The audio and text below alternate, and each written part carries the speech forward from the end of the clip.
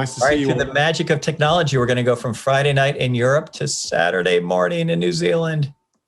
Terry, good morning. How are you?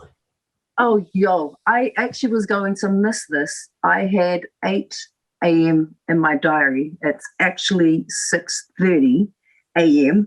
And I was lying in bed because I've only been asleep for a couple of hours. I was working late last night. And by the power of magic, yes, you're here in Tamaki Makaurau, Auckland, and Aotearoa, New Zealand. It's good to be here.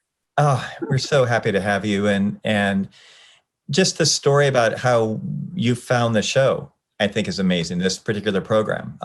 We started this program again 14 months ago, just as an opportunity to try to just, highlight conversations and put stuff out into the world and put stuff into a public forum and archive stuff. And I don't know where you found us via LinkedIn to YouTube links, via something, but you emailed a couple months ago, and this is exactly why we've been doing this. It's just to get connected and to bring people in. So we're going to talk a little bit about New Zealand. We're going to talk a little bit about your amazing career. We're going to talk about what you're up to. Why don't we start, just introduce yourself to the audience. Let's just start there, and then we're going to go broad back out to some big picture stuff, literally big picture. Okay. Kia ora na te katoa. No Aitutaki me Mangaia me Raratonga tōku mama, no Jamaica tōku papa. Kei te noho ana hau ki Tamaki Makaurau ki Aotearoa.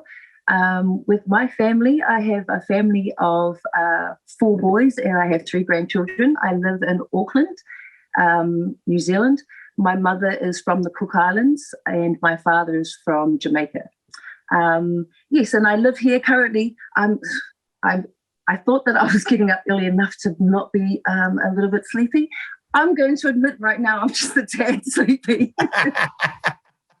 So Alex, last week we were interviewing our friends in Northwest Arkansas, and we started with maps because I literally wanted to get a sense of place. Alex, would you mind pulling up? We're going to do this, and again, for those of you watching, you may know exactly where New Zealand is and exactly the geography, but for those of you who don't, this is, I just think this is remarkable. So there's New Zealand in big picture, and you can see again, there's Australia, New Guinea, Indonesia, Thailand, Cambodia, and then go ahead and zoom in if you could, Alex, to just the geography of New Zealand itself. And where my mother's Michael is that blue area of water, which you generally can't see. It's on a world map. Yep. Little island. So Auckland has a metro population of about 1.7 million, give or take. Is that about right? I hope so, yes. That's what Wikipedia told me. Yes, yeah. So it's a major metropolitan area. And you've had a really fun career as a musician, recording artist manager, TV presenter, and now talk a little bit about your role you're in now working with the city of Auckland in terms of creative economy kind of development work. So I started working in local government as a full employer 3 years ago, 2017, the year that shall not be named. So 3 years ago, and then last year, I was working with our Economic Development Agency. In fact, I sort of have to explain a little bit about how we're set up. So there's our main council, Auckland Council, and then there are council-controlled organisations, and each of those council-controlled organisations deal with different parts of the region. And I was sitting in the Chief Planning Office of Auckland Council under an initiative called the Southern Initiative, which was a place-based disruptor, I guess, that was set up. And that's how I came into local government officially. Prior to that, I delivered contracts, consulting, and working with local boards. And as an artist as well. So I'd worked in quite a few areas. And then in the 3 years that I was working with the Southern Initiative, I was able to figure out, because no one actually told me how council worked when I started. My role was Social Innovation Specialist Advisor, Pacific Responsiveness. That was actually my whole title. And when I asked my boss what exactly that was, she was just like, just do how you feel. I was like, right.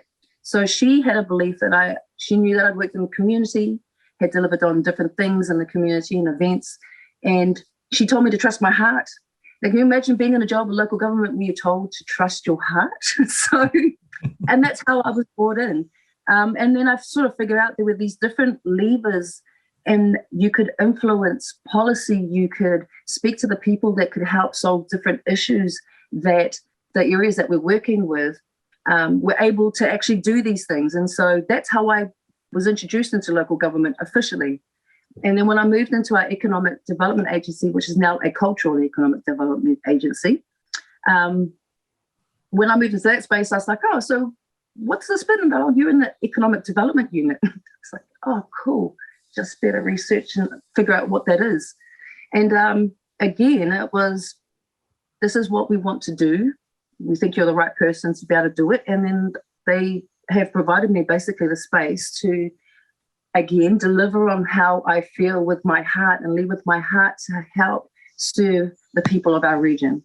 And so while I'm paid by Auckland Unlimited, I work for the people. And that's just been my attitude since I've started. I was like, I'm sure everyone else that works for council thinks like this, but it's not just a unique perspective.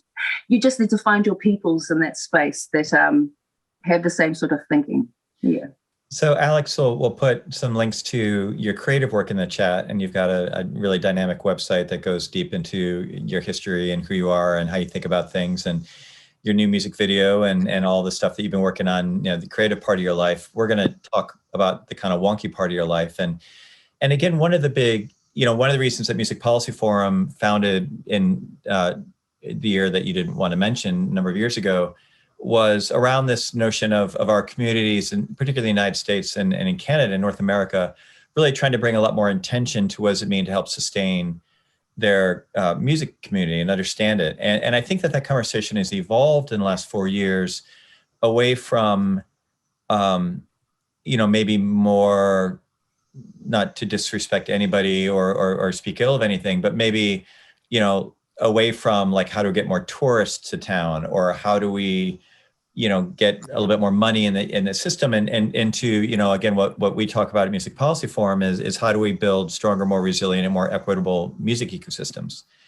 And in North America, that's a lot, because the layers of complexity of issues, when you start to take that on as a goal, get into a lot of things, a lot of issues, and a lot of understanding. Particularly, we've talked a lot in this program over the past year about, the fundamental underpinnings of the American music industry, as being really rooted in cultural appropriation and exploitation of a lot of folks. And, you're doing some incredibly deep thinking. And, we were fortunate to have a session with you a month or so ago where you walked through some of the kind of foundational orientation that you and your colleagues have in Auckland as you take on this kind of challenge of putting together kind of a cultural blueprint that, will hopefully get a lot of buy-in and support. Could you just kind of run through some of the ways that you're approaching the unique dynamics of New Zealand? And I think people in the audience will hear a lot of things that are going to resonate to us in the States and in Canada. Absolutely. For starters, I'm not a mana whenua or tangata whenua. So that term is what we refer to the Indigenous people of Aotearoa, of New Zealand. And because my mum was from the Pacific Islands, we are also closely related to Māori tangata whenua of Aotearoa through genealogy as well. So we have a similar language. Mm-hmm. But in terms of respect of the whenua of the land, I'm a visitor here. And in the work that I've been doing, once I sort of figured out in my 3 years, oh, right, so central government does this and local government does this, and seeing all these levers, the thing that I could see that was being repeated consistently was they were doing initiatives or programs, people that I was working with, and they come against a brick wall and then they sort of bang and then finish. And I was like, okay, well, maybe we should try a different way. But they just do the same thing again and hit the wall. And I was like, okay, so have you ever thought about doing something different? And I didn't know how to convey to them that if you don't do something different, you're just going to come up with the same result. It was like a common sense thing for me. But because local government is ruled by the Local Government Act, and there are certain things that have been put in place to behave in a certain way in order for you to influence people's behavior to think a different way is a challenge in itself. And when I actually started in council, one of the first events that I went to was a local government conference, and it said that I had to dress in business dress, and I didn't understand what that was because I actually was wearing mumu, so sort of traditional colonial island dress wear, so bright coloured flowery dresses. And I said to my boss, so I'm just going to wear what I wear to work every day. But when I rolled up to the conference, everyone was staring at me. They were like, is this the cleaner? Has she serving us some food? Is she the entertainment? I was like, well, actually, I sit in the chief planning office. And, so that was one of the things that I experienced quite early on, realizing this was the attitude of the majority of people that I was dealing with. And when someone that I was in a conference and they spotted me and they were like, I started talking to them and they realized, oh, she actually works for local government. I realized that there were a lot of different barriers that I was going to deal with, apart from the fact that I looked like this. So the behavior was the thing that I was gunning for, I guess, and trying to find my peoples so that instead of trying to battle, I'll just find someone and have that conversation and you'd be on the same page. Hey, why don't we disrupt this way and try it this way? Because being part of this other initiative, I didn't realize that there were certain ways that you should be doing things. And I'm not talking about breaking the Local Government Act's rules, but if I wanted to talk to somebody about an initiative around how we could get the community involved with a more of an understanding around the environment. We have water care that deals with the elements of water in our city.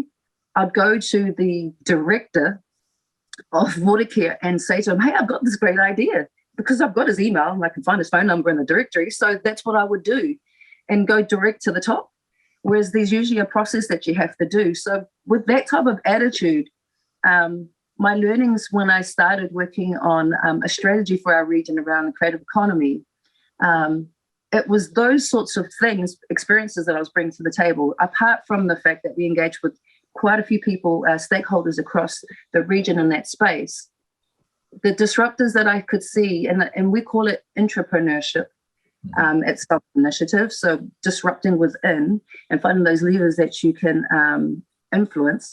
So being able to think like that, the strategy ended up encompassing that basically as its modus operandi, because to deliver a strategy that is slightly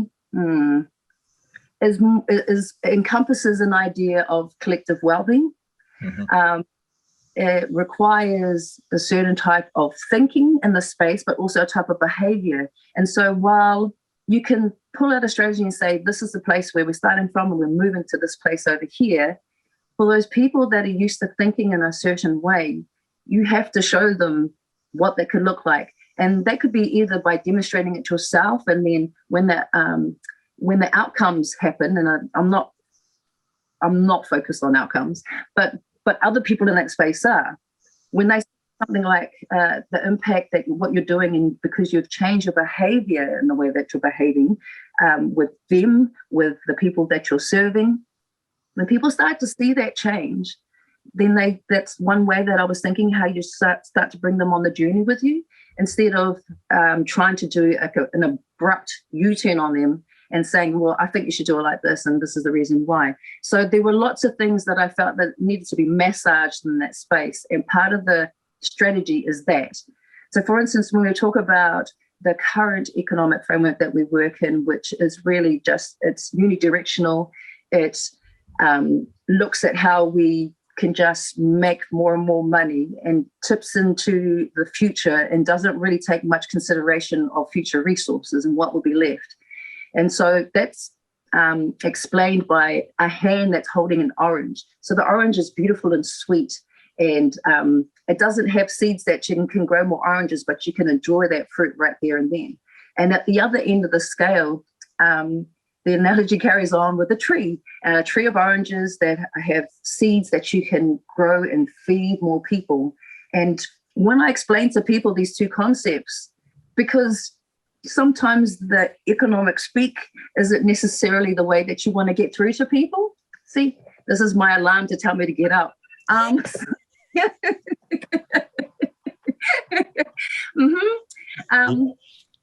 Yeah. So when I explain to people that, what would you prefer, the orange that's so sweet and beautiful that enjoy now, or the one that can carry on and feed people forever?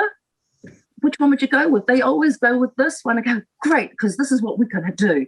We're going to move towards this space by looking at these types of things. And I really want you to come with us. And it has to be that sort of attitude. And maybe it's because I spent 25 years making television, 20 of those years Indigenous television, and maybe all those different things that I've negotiated to get young people to watch shows. And for the space that I worked in was around normalizing the Indigenous language here in Aotearoa. So there were different things that we had put into our programs that would entice people to come. And so I sort of applied that same sort of mentality to my work in local government and around the strategy work.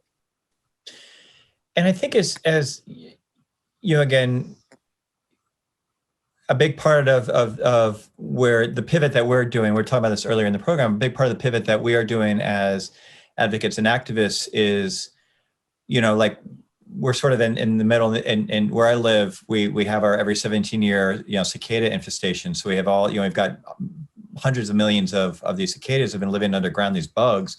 They've all now come out and they're doing the thing they do every 17 years, and they're shedding their skin, and they're literally moving on to their next part of their mission. And I think that's where a lot of us feel like we are. It's like we've been in this incredibly challenging, difficult, unprecedented time. And of course, New Zealand very famously had a different path on COVID than we've had in the United States and in many other countries.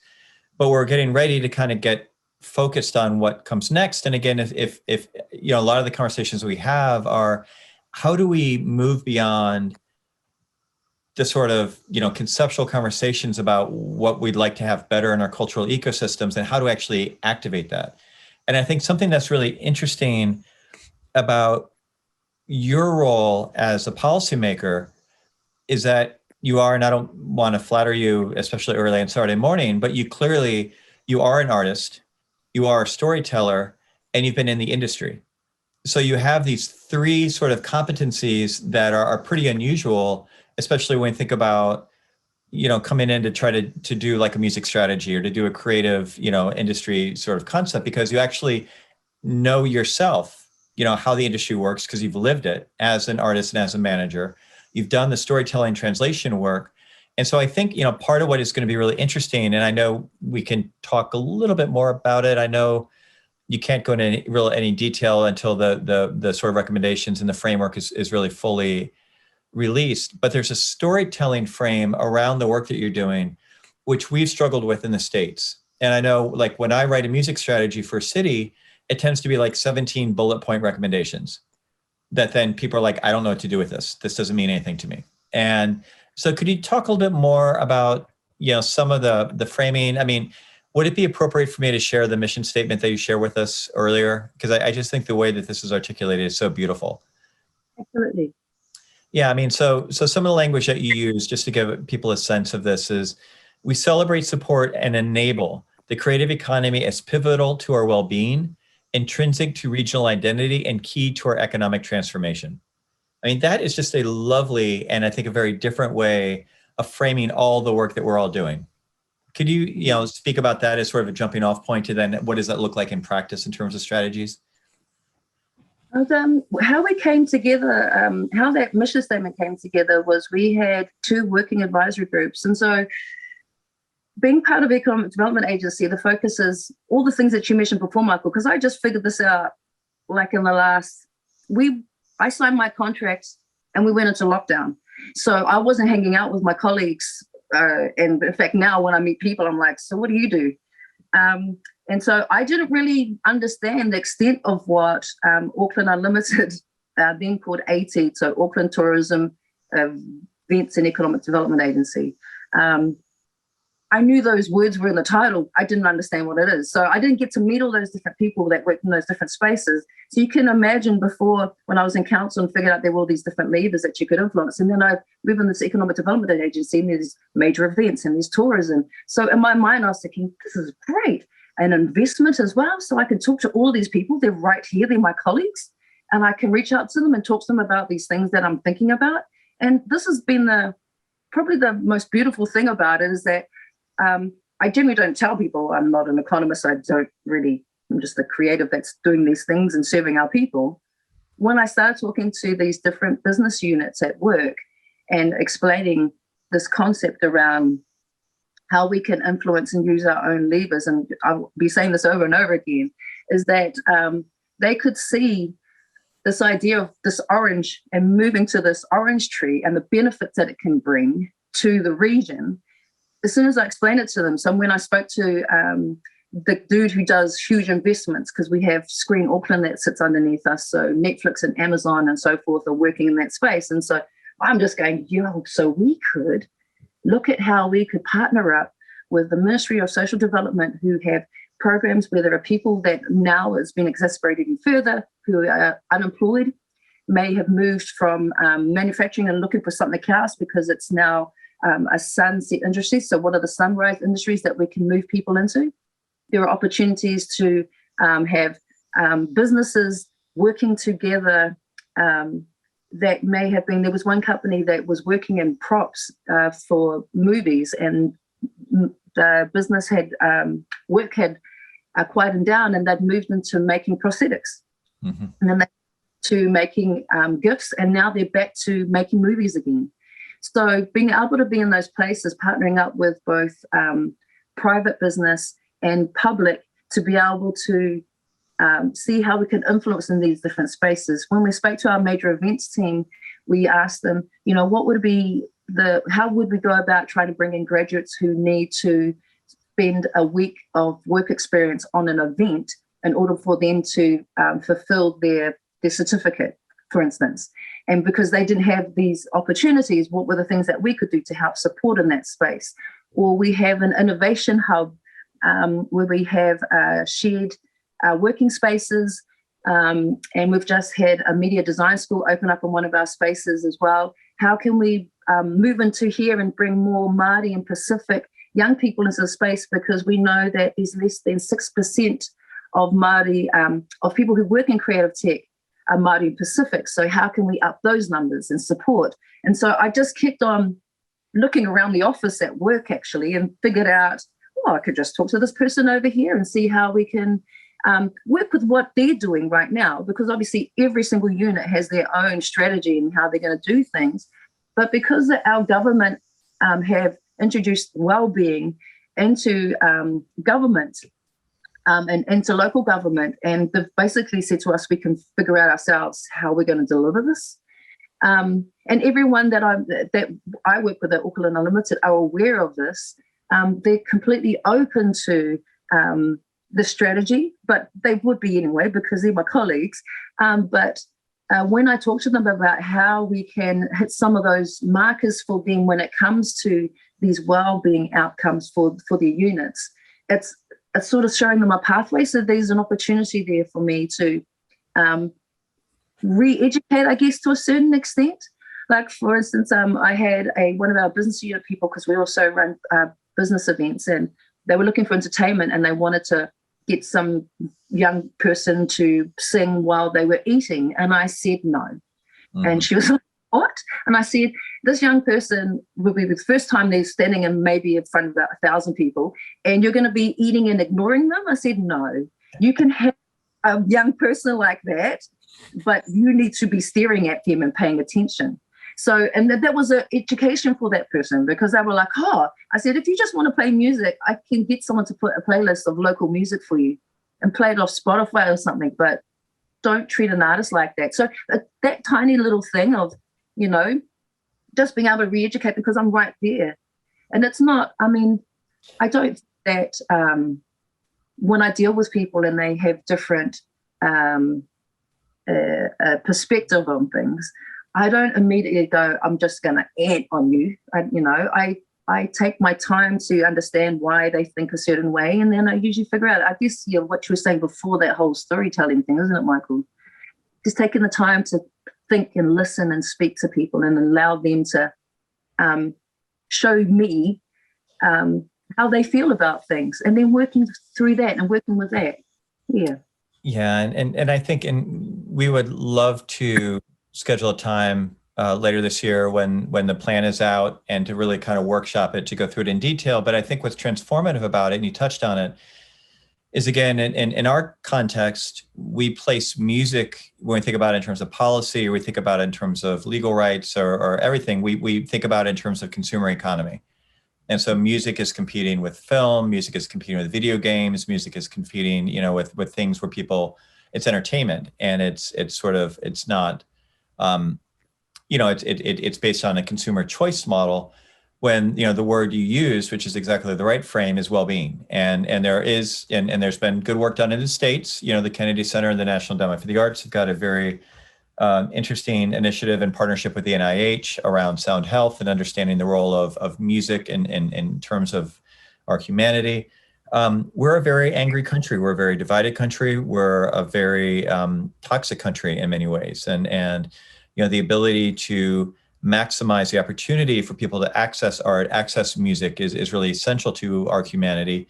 And we need to have policy interventions that, reflect the value that brings to us. And we take that for granted in ways that are very sad. And again, that's why we all do this work collectively.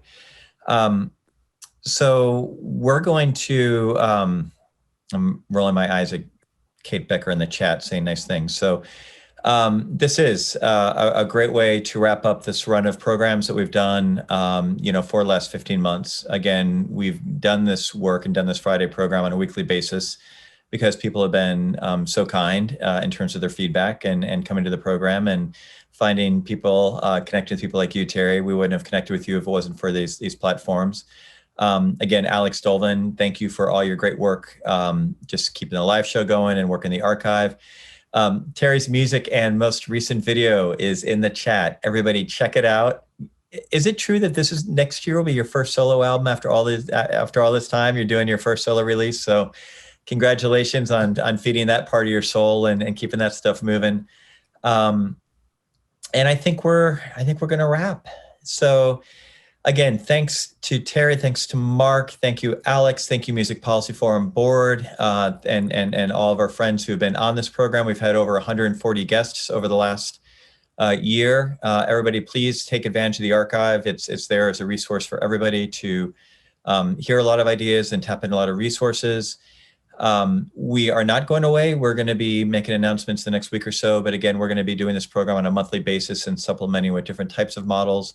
As always, we value your feedback and your ideas and your very generously, kindly worded constructive criticism. You can email us anytime at musicpolicyforum@gmail.com.